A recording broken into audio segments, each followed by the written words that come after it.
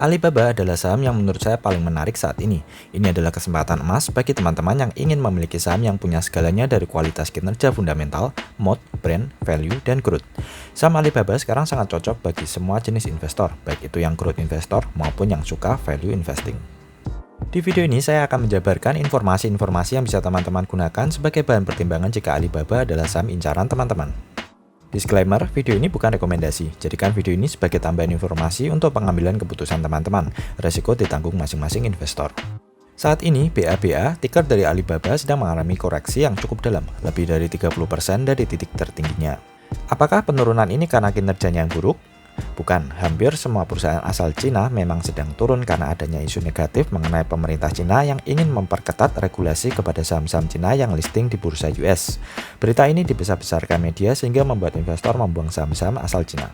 Charlie Munger baru saja membeli saham Alibaba sebesar 37 juta dolar melalui perusahaannya The Daily Journal Corporation. Ini adalah perusahaannya Charlie Munger yang digunakan untuk berinvestasi, mirip seperti Berkshire Hathaway-nya Warren Buffett. Charlie Munger merupakan seorang value investor yang suka membeli saham-saham berkualitas dengan harga yang wajar. Beliau juga sangat jarang melakukan perubahan yang signifikan pada portfolionya sejak 2014. Nah, saat Charlie Munger tiba-tiba membeli 165.320 saham Alibaba senilai 37 juta dolar atau memiliki porsi 19% di dalam portfolionya, pasti ada yang sangat menarik dari saham Alibaba saat ini. Monish Pabrai juga membeli Alibaba sebanyak 168.842 lembar senilai 38,2 juta dolar dan mengisi 14,6% dalam salah satu portfolionya. Berikut kinerja fundamental Alibaba yang membuat banyak investor besar seperti Charlie Munger dan Monish Pabrai tertarik untuk membeli sahamnya. Ini adalah grafik pertumbuhan monthly active user dari kuartal 1 2018 hingga kuartal 1 2021. Teman-teman bisa lihat sendiri bahwa Alibaba terus berhasil meningkatkan usernya setiap kuartal. Jarang-jarang ada perusahaan yang sudah sebesar Alibaba masih mampu meningkatkan usernya setiap kuartal. Kuartal 1 2018 banyak 617 juta, kemudian naik terus stabil setiap kuartal hingga mencapai 925 juta di kuartal 1 2021. Revenue Alibaba memiliki pertumbuhan yang stabil dengan growth yang luar biasa. Jika kita rata-rata, maka sejak 2011 hingga 2021, CAGR growth mereka di kisaran 40 hingga 50% setiap tahun. Growth secepat ini menunjukkan bahwa Alibaba berada dalam fase growth. Lihat EBITDA margin mereka yang sangat tinggi atau selalu berada di atas 30% setiap tahun. Cek juga operating margin, net income hingga net margin mereka yang sangat bagus. Para analis juga memiliki estimasi masa depan yang sangat baik untuk Alibaba.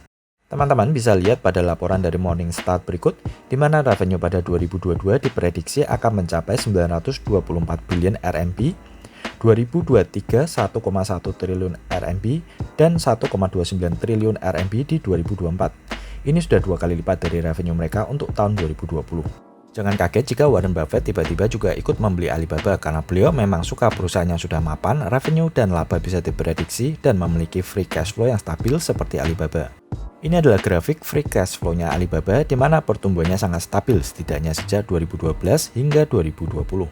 Dengan kinerja sebagus ini ditambah penurunan harga saham yang cukup dalam, maka sudah bisa dipastikan bahwa Alibaba sedang undervalued saat ini. Ini adalah research dari Morningstar. Di sini teman-teman bisa melihat bahwa perhitungan fair value untuk Alibaba ada di 313 dolar, sedangkan saat video ini dibuat Alibaba berada di kisaran 200 dolar.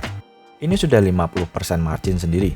Atau jika teman-teman membeli Alibaba di harga 200-an dolar per saham, maka teman-teman sudah mendapatkan return 50% sendiri jika Alibaba berhasil kembali ke titik tertingginya di area 300 dolar per lembar. Alibaba memiliki bisnis yang sangat besar. Saat ini pendapatan terbesar Alibaba berasal dari bisnis online marketplace-nya sebesar 43%. Tapi berdasarkan beberapa artikel yang saya baca, yang paling menarik adalah dari bisnis Alibaba Cloud-nya yang saat ini baru berkontribusi sebesar 8%. Teman-teman bisa mengamati perkembangan bisnis cloud mereka lebih jauh jika Alibaba memang menjadi incaran teman-teman. Berikut beberapa update dari most recent quarter Alibaba. Jumlah konsumen aktif tahunan mencapai 1 miliar, di mana 891 juta berasal dari Cina dan 240 juta lainnya berasal dari luar Cina.